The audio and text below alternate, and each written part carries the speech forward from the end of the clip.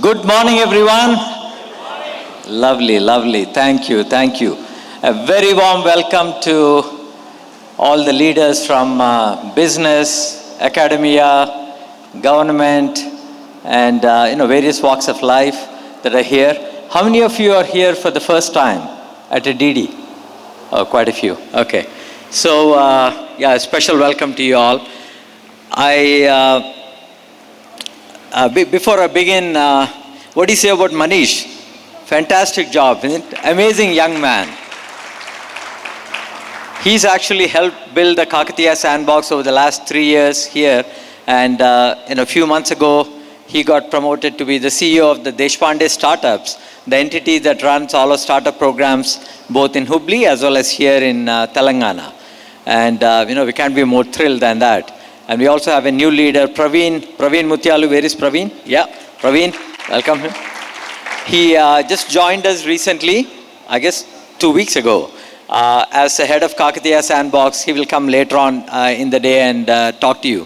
So Praveen actually worked with my co-founder, Phanindra Sama, at Redbus for almost 10 years in a variety of roles. And so we are thrilled to have this kind of a leadership team. Since there are quite a few that are here for the first time, I thought I'll just share a few thoughts on sort of kind of the background of why, what of, the sandbox model of economic development. One, it's been about 12 years since we started this initiative here in Telangana. And it's all work inspired by Deshpande and Jayashree Deshpande, who have just been phenomenal. That's the work that they started in Hubli, I think roughly about 5 years before we started the Kakatiya Sandbox. And, thankfully, I had one of the best partners that anybody could have asked for something like this, that Phanindra Sama, one of the most celebrated young entrepreneurs in all of India. And he happens to be from Nizamabad, right? And I think those of you who were at Sangat last night know there is a lot of amazing talent here in Nizamabad and for that matter in, towns like this. And so at a high level, there are kind of three main constructs. One, it's a bottom-up form of socio-economic development, meaning unless the local people are an active part of the solution, these changes are not sustainable. It can be somebody sitting in Hyderabad or Bangalore, let alone Silicon Valley, that really can make this change happen. We can catalyze, we can introduce ideas, we can spend time, hopefully inspire some and all of that.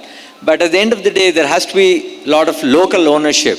And I think you'll see that through the course of the day in our various, programs that we have here. Second, sort of take an entrepreneurial mindset to addressing social challenges. Meaning charity is fine, but it's not something that scales. So in all our programs, we try and have the beneficiary also pay for some part of it. Now, in cases where they cannot, we do, take care of that. But, that way there is more ownership, more accountability, and really wanting to participate in that change. And you saw some of those change makers light the lamp earlier today, right? And so they really are the reason why, we see the kind of impact that we have here at Kakatiya Sandbox. So give them a big hand, please, all the change makers that we have. And, third is actually on the second one, I like the way Desh describes that. It's like, if you can combine the compassion of the non-profit world with the execution excellence of the for-profit world, then you get outstanding results. And in many ways, you'll find that in a lot of our programs, we kind of try and measure the impact and see how we can improve. So a lot of our programs have evolved consistently year after year. And, just like any startup, I suppose, right? That's what we do in the business world. And the third is scale. In a country of, 1.4 billion people, there are a lot of people who are doing wonderful work in one village here and there. God bless them. That's fantastic. We need that. But unless you touch a large population, you're not going to make a meaningful difference. So typically, in the initial days, we started with roughly about 10 million people in the old districts of Nizam, all North Telangana primarily. And today, I would say over time, our impact region is expanded to roughly about 1% of India's population. There are, people in Nanded, in the border state of Maharashtra, and in Nalgonda and other parts of Telangana, And that's all based on market demand. It's not like something we said, oh, let's go do something in Nanded or Nalgonda or wherever. Oftentimes, Manish talked about some of the partners through which our programs have scaled. That's kind of how, this thing has evolved. So those are at a high level, kind of the main tenets of, what we call the sandbox model. And, I was just thinking about this, the main theme about scaling, in Bharat, right? There are a lot of things that, we are certainly working on, one of which is sort of how do you not just make our youth more employable, but can we nurture more entrepreneurs among them so they become the job creators of tomorrow? There's phenomenal potential. I think you'll see some of that. We have a separate entrepreneur track. Hopefully you'll get a chance to meet some of the students, with all kinds of amazing ideas and other young entrepreneurs in our region. And so there are things like that. But at the end of the day, I think, it's all the people that matter that will help us scale. And that's really what has happened.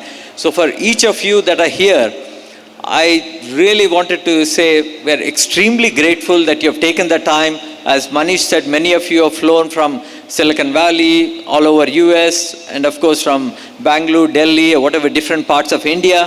And, so we just can't thank you enough for being here. And this is a self-selected group. You are here because you care about the problems we are solving. And that's the only way we're going to scale. As founders of the Kakatiya Sandbox, Funny and I, we can paint a vision of what's possible. And, when we succeed at that, hopefully it can also become a model for other parts of India. But the path, I think Manish talked about it beautifully, but the path of getting there are a lot of unknowns to it. Just like building any company, any startup and all of that. And many of you have actually had a huge impact already. I mean, with your ideas, time, capital, all kinds of things. How many of you had a chance to visit the K-Hub? Anyone? Okay, quite a few of you. The rest of you who have not, please take the time. And that's a campus that will open later this year. And, as Manish and I talked about it a few times, I mean, it's a fairly large investment for us. And, a lot of that came with donor support from people all over. In fact, my good friend Anil is sitting there, and NC Murthy and several other Anjimaram and, many of them who have been actively supporting us. In Anil's case, he actually, I was just thinking, I remember having this conversation about 3 years ago when I talked about the K-Hub and saying, well, it may be about 20-30 crores that we would need to build that. He said, hey, why would you think of just 20-30? Why don't you make it a 100 crore initiative, right? Because we need the longevity for these things. And so I'm saying it's not just the capital, but also the ideas and participation. Many of you have made this your own project. So, and that's the only way these things can actually grow to have that scale in Bharat. And, so there are different ways, whatever you're comfortable with, whatever your area of expertise or resources, please, we are absolutely thrilled to have something like that. And with K-Hub, Manish and I talked about this a few times. We wanted to be like a temple built by the community for the community. It's not mine or Funny's or, even the Deshpande family, right? Sure, we have a big role in getting that up and running and all of that. But it's just remarkable, the kind of people that we have. You saw Manish here, but there's several others like him. I see Sahiti, Shirisha. I mean, these names may not mean anything to you, but through the course of the day, you'll probably interact with them. Just extraordinary young men and women, many of them coming from the rural areas and from the family economic background that we are really trying to make an impact. And they are now the leaders running a lot of Kakatiya Sandbox. And that to me, my friends, is one of the, I think, secret sauce or the biggest assets we have here at Kakatiya Sandbox. So give a big hand to all those people and the volunteers and everybody. So again, when we do this right, and one of the things I also mention is, we named it after Kakatiya because that was the golden era of Telugu rulers. They ran for about 200 years.